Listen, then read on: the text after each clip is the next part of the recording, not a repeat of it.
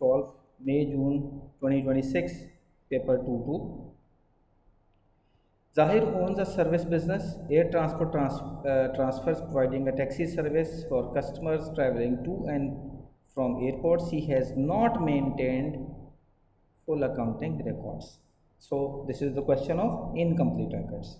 Okay, customers pay by cash or 30 days credit period allowed. Customers who pay within 20 days are allowed a cash discount of 2.5%. The following are details of the revenue of the business: amounts due from customers at the start of the periods, the receipts during the year, amount ये trade receivable eight the end of the period, ये है जी receipts from cash customers, ये आपकी cash sales हैं। फिर उन्होंने कहा कि जी जो हमें पैसे आएंगे उनमें से जो 1/4 है वो आपका उनको वो विदिन 20 डेज़ होंगे, और जो विदिन 20 डेज़ होंगे उनको 2.5% कैश डिस्काउंट भी मिलेगा, और 145 के इररिकवरेबल डेट भी हो चुके हैं। टोटल रेवेन्यू कैलकुलेट करना है। बेटे इनकम्प्लीट रिकॉर्ड्स में जब भी रेवेन्यू कैलकुलेट करने को कहे और ट्रेड रिसीवेबल्स की इन्फॉर्मेशन हो तो सबसे पहला काम ये करें कि ट्रेड रिसीवेबल्स का अकाउंट बना लें। ज़रूरी नहीं है अकाउंट बनाएं, आप प्लस माइनस भी कर सकते हैं, बट इट इज़ एडवाइजेबल कि ट्रेड रिसीवेबल्स का अकाउंट बनाएं। अब बेटे ओपनिंग बैलेंस जो है it is given 4940। Receipts from credit customers ये बैंक लिख लें 47580।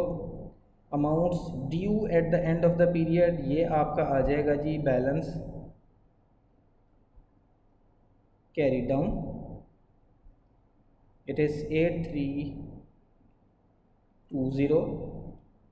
उसके बाद उन्होंने कहा है कि इररिकवरेबल डेट्स है,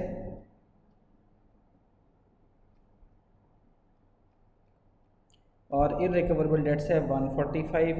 इसमें एक कैलकुलेशन करने वाली है।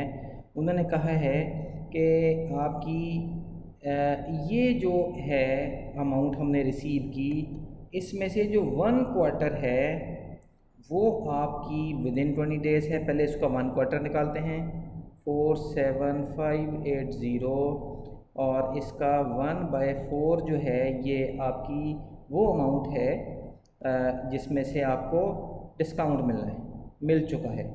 तो ये बेटे बन गई है आपकी 11895। अब बेटे यहाँ जो बच्चे अक्सर गलती करते हैं, इसका 2.5% नहीं लेना। उन्होंने कहा कि 2.5% डिस्काउंट है, हमने इसका 2.5% नहीं लेना, बल्कि ये अमाउंट हमें रिसीव हो चुकी है। 2.5% डिस्काउंट डिडक्ट करने के बाद इसका मतलब ये है कि ये हमें 97% मिला है। तो बेटे 11895 डिवाइडेड बाय 97.5%, इसको कैलकुलेटर पे इसी तरह लिख देंगे तो हमारे पास फुल अमाउंट आ जाएगी, दैट इज़ 12,200। तो इसका मतलब ये है कि ये फुल अमाउंट 12,200 थी, डिस्काउंट के बाद हमें 11895 मिली है, और इसका मतलब ये है कि अगर हम इसमें से ये माइनस करके डिस्काउंट की अमाउंट निकालें तो दैट विल बी 305, जो मैं यहाँ पे लिखने लगा हूँ 305, और इसको लिख लेते हैं जी डिस्काउंट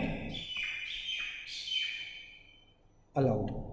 अब बेटे ये जो हमने अकाउंट बनाया है इसको बैलेंस ऑफ कर लें, और बैलेंसिंग फिगर जो है that will be the amount of credit sales.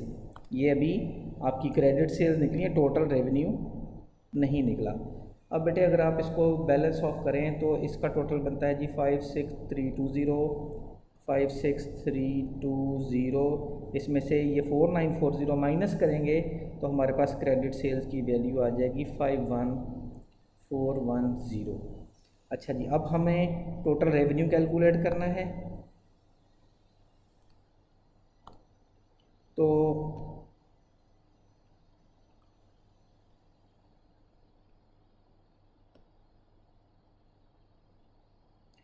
Total revenue is equal to cash sales plus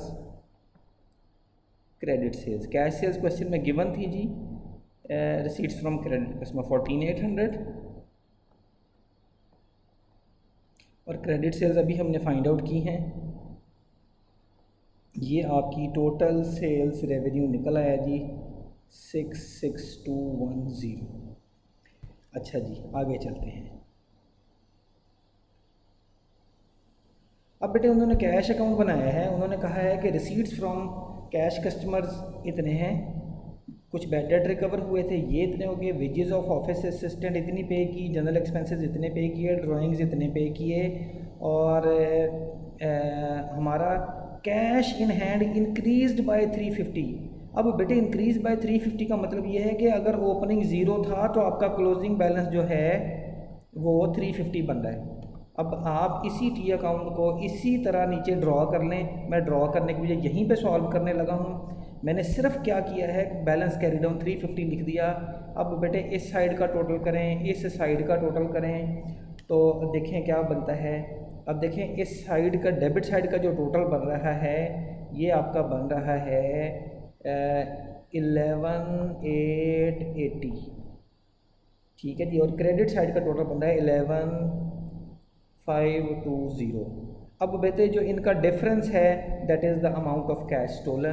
तो 11,880 माइनस 11,520 इज़ इक्वल टू 360। ये हमें लॉस हो गया, ठीक है जी। जब इनकम स्टेटमेंट बनाएंगे तो इस लॉस को एक्सपेंसेस में लिखेंगे। जब इनकम स्टेटमेंट बनाएंगे तो ये अदर इनकम्स में आएगा। जब इनकम स्टेटमेंट बनाएंगे तो ये भी एक्सपेंसेस में आएगा, ये भी एक्सपेंसेस में आएगा और ये जो स्टोलन कैश है वो भी एक्सपेंसेस में आएगा। जब हम इनकम स्टेटमेंट बनाएंगे तो डिस्काउंट अलाउड भी एक्सपेंसेस में आएगा, इररिकवरेबल डेट भी एक्सपेंसेस में आएगा, ठीक है जी। और ये हमारा रेवेन्यू होगा 66210। उसने अगले पार्ट में इनकम स्टेटमेंट पूछी है तो मैं साथ साथ इसलिए बता रहा हूँ कि थोड़ा सा आपके लिए आसान हो जाए। अब बेटे उन्होंने कहा है कि प्रॉफिट और लॉस और डिस्पोजल। अब क्या है कि मोटर व्हीकल ए जो है उन्होंने डिस्पोज ऑफ कर दी। ये कब ख़रीदी थी? 1 जनवरी 2023 32,000 की, और बेची कब है? 1 अक्टूबर को, और बेची इतने की है और 20% यूजिंग स्ट्रेट लाइन मेथड, ये और मंथ बाय मंथ बेसिस है। अब बेटे सिंपल देखें ज़रा, आपने 2023 पूरा साल यूज़ किया, इसकी डेप्रिसिएशन कैलकुलेट कर लेते हैं। ये जी कैलकुलेट करते हैं 32,000 का 20% इज़ इक्वल टू 6,400। फिर आप ये है 2023 की डेप्रिसिएशन, ये 24 की डेप्रिसिएशन, और 25 में आपने 1 अक्टूबर को बेच दी। इसका मतलब आपके 30 सितंबर तक 9 मंथ्स बने। तो 32,000 इंटू 20% इंटू 9/12, ये आपकी 2025 की डेप्रिसिएशन बनेगी। और ये बनी है जी 4,800। अब इन सब को ऐड कर लें तो ये आपकी टोटल डेप्रिसिएशन बन जाएगी 17,600। अब बेटे जो है इसका जो है वो टी अकाउंट बना लें या वैसे कैलकुलेट कर लें। इट इज़ एडवाइज कि टी अकाउंट ही बनाया करें, ज़रा आसान रहता है। मोटर व्हीकल की ओरिजिनल कॉस्ट है 32,000। प्रोविज़न एक ही चीज़ इसमें कैलकुलेशन थी, वो हमने कैलकुलेट कर ली है 17,600। हमने कितने में बेची है? क्वेश्चन में मेंशन्ड है 16,300 की। अब हमने इसका प्रॉफिट लॉस कैलकुलेट करना है। अब क्रेडिट साइड का टोटल बन रहा है जी 33,900, डेबिट का 3,200 है। इसका मतलब हमें प्रॉफिट हो गया। यहाँ पे लिख देंगे जी statement of profit and loss, ये आपका प्रॉफिट आ गया। अब बेटे प्रॉफिट ऑन डिस्पोजल ज़हन में रखना है कि ये हमारा जो है जब हम इनकम स्टेटमेंट बनाएंगे तो अदर इनकम्स में आएगा। अब उन्होंने कहा है कि जी कुछ इक्विपमेंट भी था वो 380 से डेप्रिसिएट हुआ है। फिर उन्होंने कहा कि जी जनरल एक्सपेंसेस बैंक से इतने पे किए हैं, कुछ कैश से पहले पे हो चुके हैं। रेंट ऑफ प्रेमिसेस 6,200 का है, लेकिन रेंट ऑफ प्रेमिसेस प्रीपेड भी है। आपको पता है कि एंड ऑफ द ईयर में अगर प्रीपेड हो तो माइनस करना है। और वेजेस ऑफ ड्राइवर जो है वो पे इतनी हुई है और ओइंग इतनी है। और आपको पता है एंड में अगर रोइंग हो तो ऐड कर देनी है। तो ये बेटे आपका अगली इन्फॉर्मेशन आ गई। अब उन्होंने कहा है कि जी इसकी इनकम स्टेटमेंट बना दें। अब बेटे इनकम स्टेटमेंट में देखें, जैसे मैंने पहले भी बताया आपको, रेवेन्यू हम ऑलरेडी कैलकुलेट कर चुके हैं 66210, ठीक है। और दो अदर इनकम्स आई हैं, एक अदर एक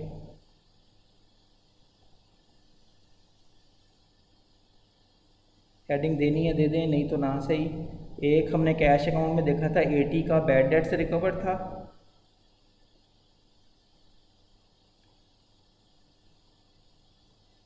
और एक हमने अभी प्रॉफिट ऑन डिस्पोजल कैलकुलेट किया है 1900।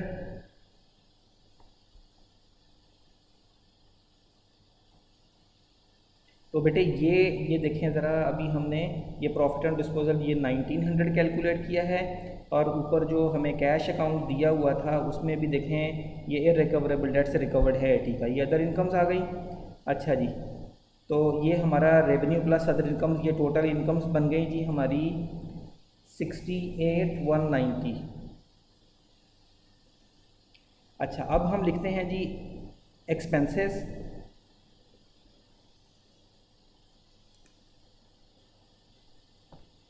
अच्छा जी, एक्सपेंसेस में बेटे देखें ज़रा, शुरू से शुरू करते हैं। देखें वेजेस ऑफ असिस्टेंट है, जनरल एक्सपेंसेस है, और इससे भी पीछे हमने ये देखें डिस्काउंट अलाउड है 305 का, इररिकवरेबल डेट्स हैं 145 पे। पहले तो ये लिखते हैं डिस्काउंट अलाउड और इररिकवरेबल डेट्स।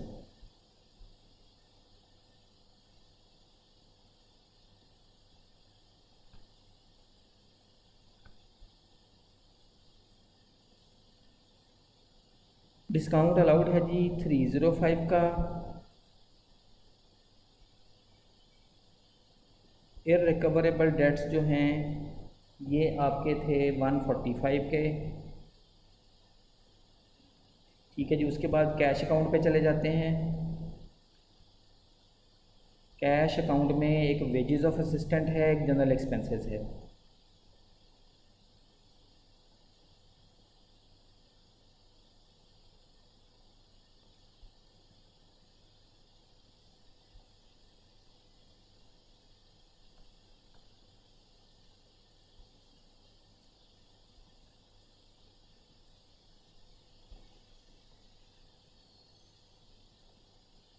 अच्छा जी, वेजेस ऑफ असिस्टेंट जो है ये कैश से कितनी पे की थी हमने, वेजेस ऑफ असिस्टेंट जो है 5800 है, और जनरल एक्सपेंसेस है 1050।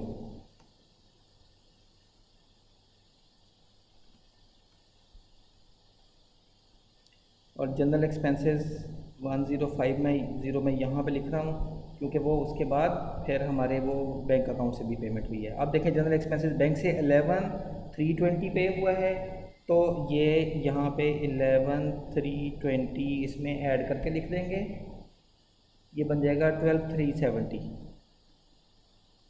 अच्छा जी, इसके बाद आ जाएं जी, रेंट ऑफ प्रेमिसेस है 6,200 माइनस 510।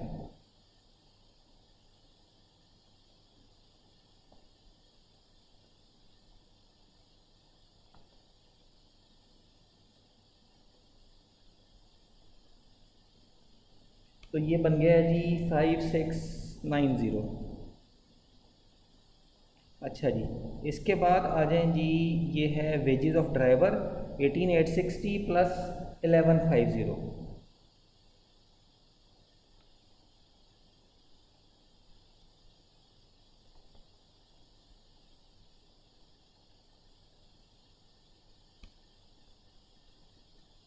ये बेटे ऐड कर लें तो ये बन जाता है जी 20010। अच्छा, इसके बाद आप देखें ज़रा डेप्रिसिएशंस की बारी आ जाएगी। डेप्रिसिएशन उसने एक तो ऑफिस इक्विपमेंट की डेप्रिसिएशन कहा है,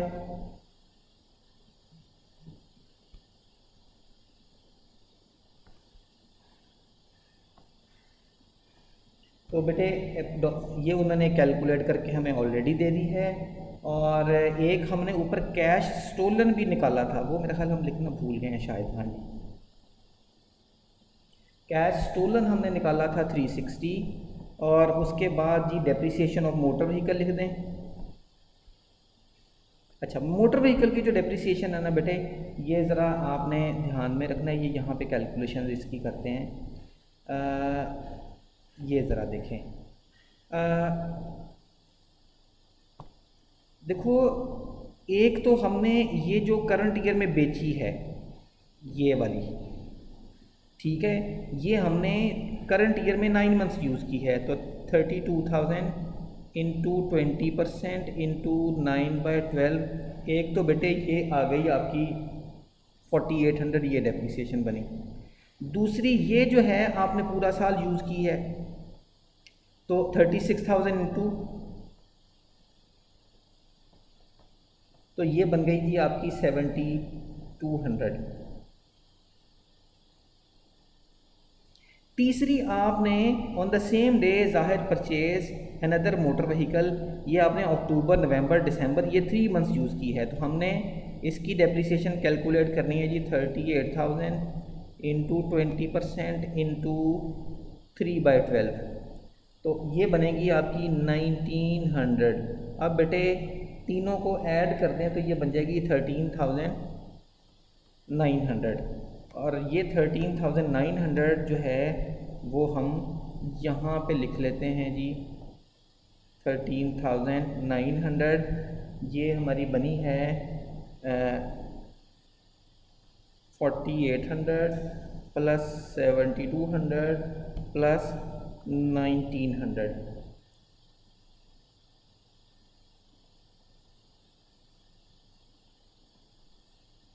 अच्छा जी, अब बेटे एक्सपेंसेस हमारे पूरे हो गए हैं। एक्सपेंसेस का अगर हम टोटल करें तो ये बनेगा 58,960।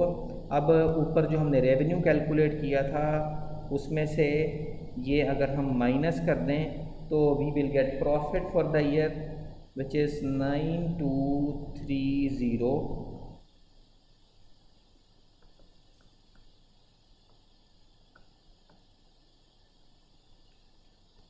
अच्छा जी, ये प्रॉफिट निकल आया। इसके बाद बेटे उसने कहा कि जी Zahir is concern that some credit customers do not settle their accounts within credit period of 30 days। He is proposing to introduce a computerise system of accounting.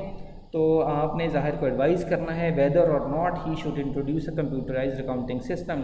अब बेटे जो कंप्यूटराइज्ड अकाउंटिंग सिस्टम के एडवांटेजेस और disadvantages हैं वो आपने लिख देने हैं। 5 मार्क्स का है, 2 मार्क्स के एडवांटेजेस लिख दें, 2 के डिसएडवांटेजेस लिख दें, और एक आपने डिसीजन देना है।